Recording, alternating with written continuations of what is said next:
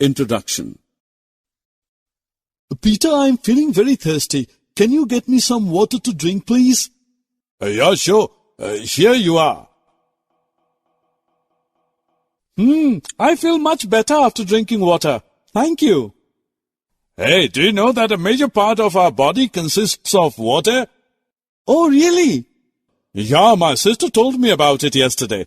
So let's go to her and know more about water.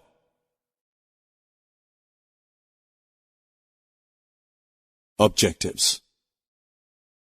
At the end of this course, you'll be able to list sources of water and its uses, know different forms of water, describe the concept of water cycle and water supply at our homes, explain the storage of water and its wastage, identify the causes of water pollution.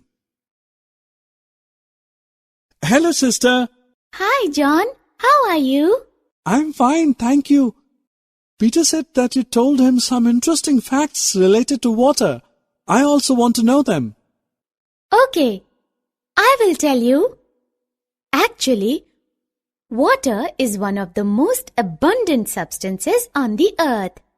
It covers almost 70% of the Earth's surface and it makes our entire planet blue when we see it from space.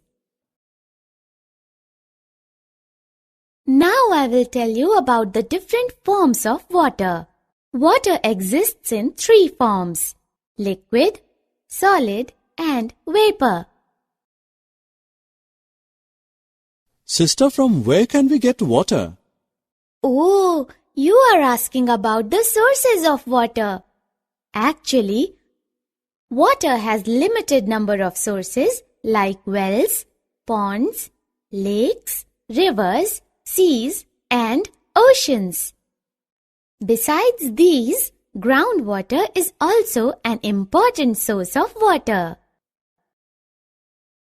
John, do you know the purposes and uses of water? No, sister, please tell us. Water is essential for all humans, plants, and animals. We drink it. We take bath in it. We cook our food in it. We wash and clean our clothes with it.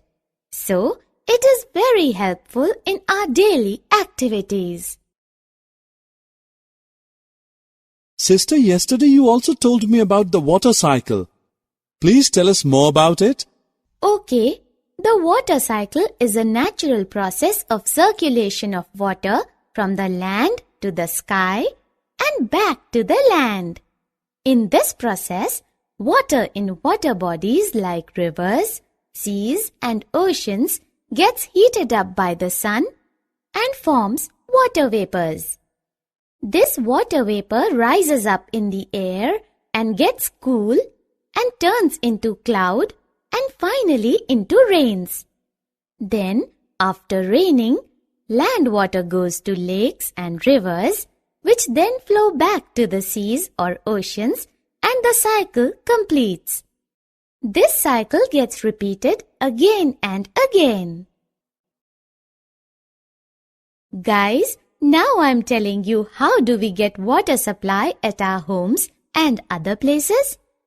As you know that we get water through taps, and this water is drawn from a lake or a river, and then it is supplied through a network of pipes after purification process at the water plants. We should not waste water while doing daily activities. We all use so much water while brushing teeth or washing dishes. Sometimes large amount of water gets wasted through small leaks in pipes and dripping taps.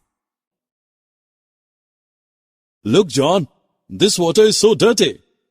Oh yes, but how does the water get so dirty?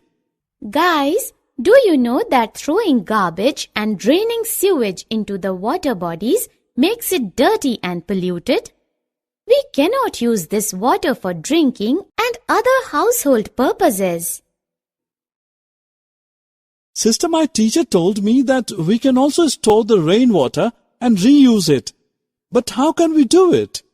For storing rainwater, we can use a large tank or even dig a huge pit in the backyard and collect the rainwater in these reservoirs.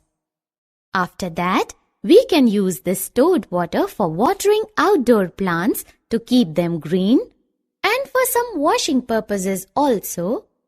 And in cases, this water can also be used for drinking purpose after filtration. Summary. Let's summarize what we have learned so far. Water is one of the most abundant substances found on earth. Water exists in three forms: liquid, solid, and vapor.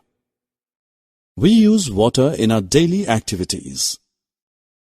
The water cycle is a natural process of circulation of water from the land to the sky and back to land again.